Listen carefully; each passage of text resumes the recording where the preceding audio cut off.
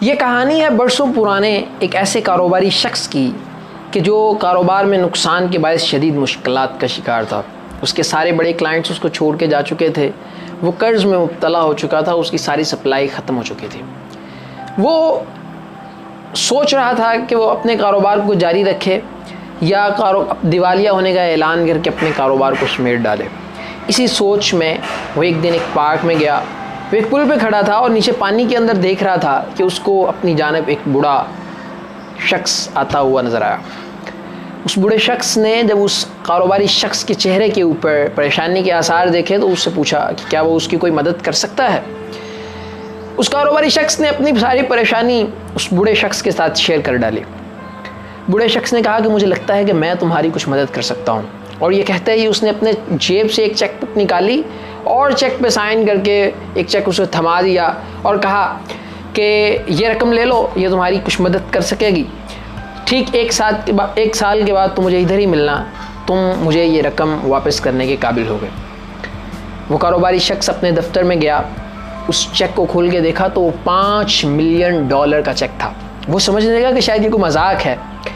لیکن جب اس نے اس چیک کے نیچے دستخط دیکھے تو وہ جان روکیڈی فلر کے تھے۔ جان روکیڈی فلر اس وقت ایک سٹینڈرڈ آئل کمپنی کا مالک تھا اور لوگوں کو پیسے دینے کے حوالے سے مشہور تھا۔ اسے یقین آ گیا کہ یہ کوئی مذاق نہیں ہے بلکہ حقیقت ہے۔ اس کاروباری شخص نے سوچا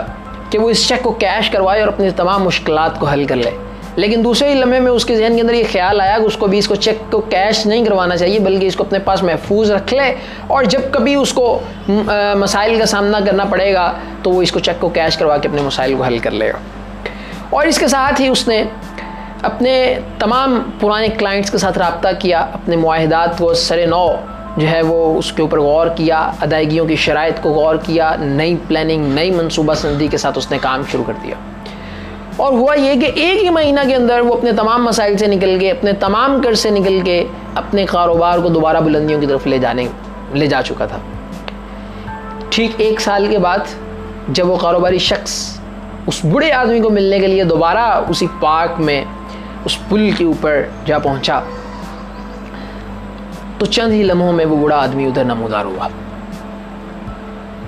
وہ کاروباری شخص اس بوڑھے کے ساتھ اپنی ساری رودات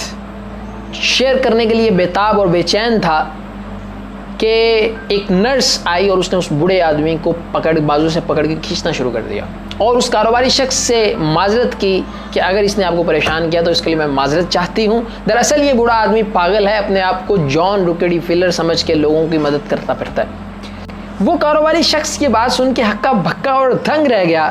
وہ 1 سال تک اپنے تمام کاروباری معاملات کو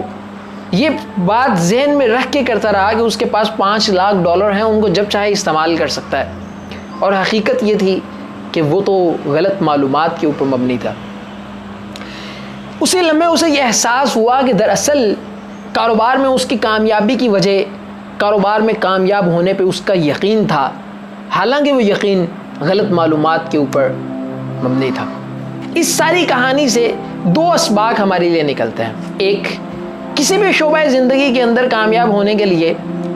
سب سے امپورٹنٹ، سب سے اہم چیز جو درکار ہے وہ اس کاروبار زندگی کے اندر کامیاب ہونے پہ ہمارا اپنا یقین ہے۔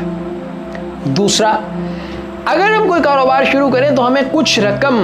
اپنے پاس صرف اپنے اعتماد کو بچائے رکھنے کے لیے محفوظ رکھنی چاہیے، تاکہ جب کبھی ہمیں کاروبار کے اندر مشکلات کا سامنا کرنا پڑے تو ہمیں پتہ ہو کہ ہمارے پاس وہ رقم موجود ہے، اس رقم کو استعمال کر کے ہم اپنے ان مسائل کو حل کر لیں گے، اور یوں ہم اپنے کاروبار کو زیادہ پر اعتماد ہو کے کریں گے اور نتیجتاً ہم کاروبار میں کامیابی حاصل کر لیں گے۔ بہت شکریہ۔